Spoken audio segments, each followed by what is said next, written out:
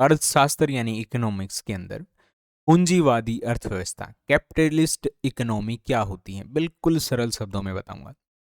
तो बाजार का एक ऐसा सिस्टम, ऐसी व्यवस्था जहां सब कुछ प्राइवेट लोगों के हाथों में होता है और उनका मकसद होता है मुनाफा कमाना, और सरकार का इसमें कोई दखल नहीं होता या बहुत कम होता है, उसी को हम पूंजीवादी अर्थव्यवस्था कहते हैं। प्राइवेट हाथ मतलब जहां पर आम लोग या जो प्राइवेट कंपनियां होती हैं वही सारी चीज करें।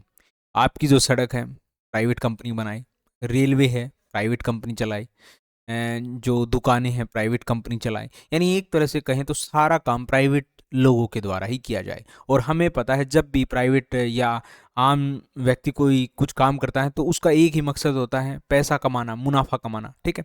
तो एक तरह से जिस भी बाजार के अंदर, जिस भी देश के अंदर इस प्रकार की व्यवस्था होती है उसी को हम पूंजीवादी अर्थव्यवस्था कहते हैं। देखो 100% तो ये ऐसा नहीं हो सकता, ठीक है ना, 100% ऐसा नहीं हो सकता, लेकिन जितना ज़्यादा होगा वो उतनी ही ज़्यादा कैपिटलिस्ट कंट्री कहलाएगी।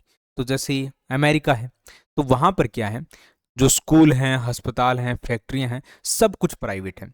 तो एक तरह से हम उसको कैपिटलिस्ट इकोनॉमी कह सकते हैं। लेकिन अब भी जो है सरकार है वहाँ पर, सरकार भी कुछ काम कर देती है, आर्मी भी है, ठीक है। तो एक तरह से सरकार भी कुछ काम करती है, लेकिन सरकार के काम बहुत कम होते हैं प्राइवेट के कंपेयर में, ठीक है। तो इसीलिए हम अमेरिका को एक पूंजीवादी अर्थव्यवस्था मान सकते हैं, यानी जिसका पैसा उसका राज।